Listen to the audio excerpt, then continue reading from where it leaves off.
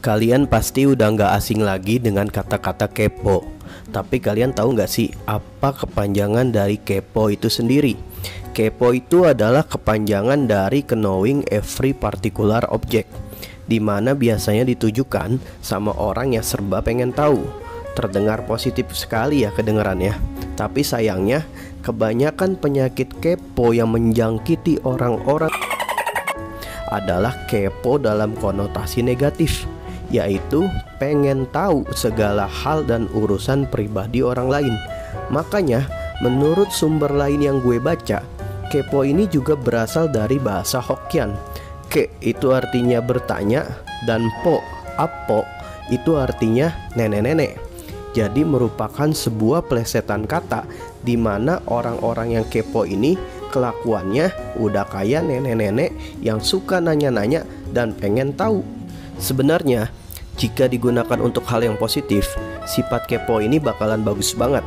Misalnya kita kepo sama ilmu-ilmu pengetahuan baru yang meningkatkan produktivitas, itu bakalan keren banget cuy.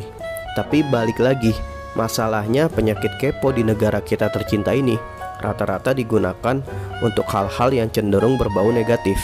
Terbukti dari acara gosip dan akun lambe turah yang kalian tahu sendirilah, itu lebih banyak followersnya daripada acara-acara yang ngajak kita pinter.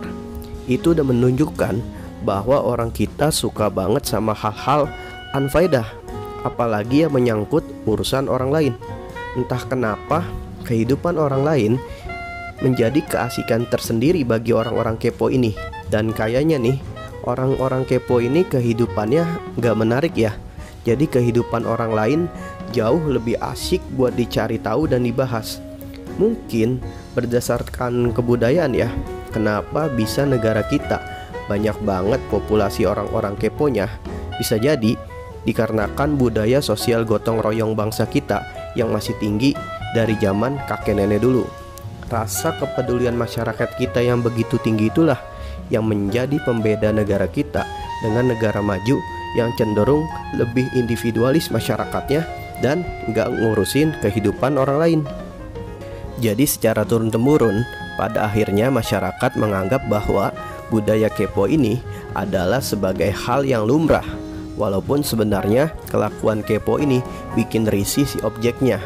Dan makin kesini, budaya kepo makin gak ada filter dan makin gak ada obat cuy.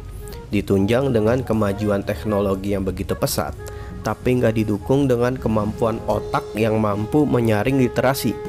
Level kepo bocil zaman now ini sudah sungguh sangat high level annoyingnya, yaitu sampai pengen tahu kehidupan orang lain. Udah bukan pengen tahu ke dapurnya lagi, tapi kalau perlu pengen tahu sampai ke kamar mandinya juga. Bisa dimulai dengan pertanyaan, berapa sih suami lu ngasih nafkah per bulannya? Kenapa sih lu gak punya anak sampai sekarang? Lalu kenapa juga lu masih juga belum nikah sampai sekarang? Terus malam pertama lu gimana? Lu ngelakuin ngapain aja? Dan lain-lain bla bla bla. Sampai urusan ranjang pun alias pertanyaan stupid bin bodoh masih ditanyain juga sama orang-orang kepo ini.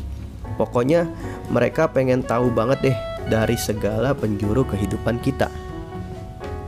Dan perlu kalian tahu bahwa metode kepo ini ada yang secara halus dengan nanya ke teman-temannya, ke keluarganya, ke musuhnya, stalking di sosmednya, dan lain-lain.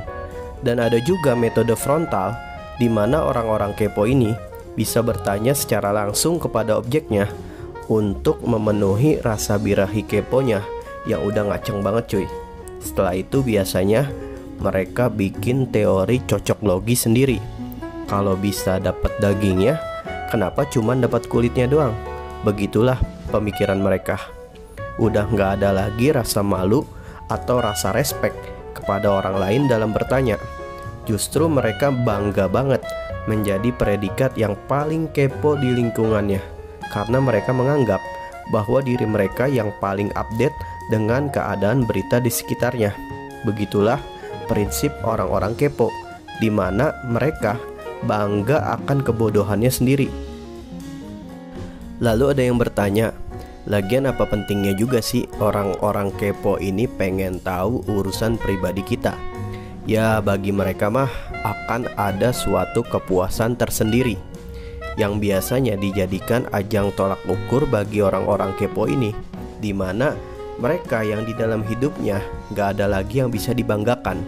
Jadi mereka biasanya mencari perbandingan dari aib orang lain, di mana aib orang lain merupakan suatu kabar gembira buat mereka. Dan mereka pun berpikir, oh ternyata bukan gue doang ya yang susah hidupnya, dia ternyata juga susah kok. Nah, makanya gue pernah dengar ceramah dari Dr. Firanda Andirja bahwa perbuatan kepo itu adalah benih-benih dari perbuatan gibah, atau disebut di dalam bahasa Arabnya dengan istilah fudul, yaitu sebelum mereka membicarakan aib orang lain, maka mereka mencari-cari tahu dulu beritanya biar bisa dijadikan bahan gosip. Itulah kenapa orang-orang yang hobi kepo ini biasanya juga hobi gosip ya. Mereka suka banget nimbrung sama perkara-perkara di mana yang bukan pada spesialisnya mereka.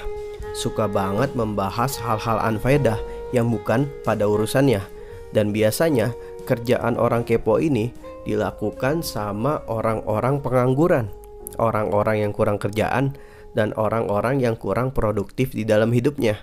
Karena kalau orang-orang yang produktif di dalam hidupnya, seperti si Om Riko Huang, si Bro Gamal, Julia Ekspor, dan Captain Gema yang udah produktif, ya pasti nggak ada waktu lagi lah buat ngurusin hidup orang lain. Dan terakhir, sebagai penutup dan pengingat untuk kita semua, coba kita introspeksi diri masing-masing. Seberapa sering kita menghabiskan waktu untuk kepoin status orang di sosmed daripada baca berita di dalam satu hari?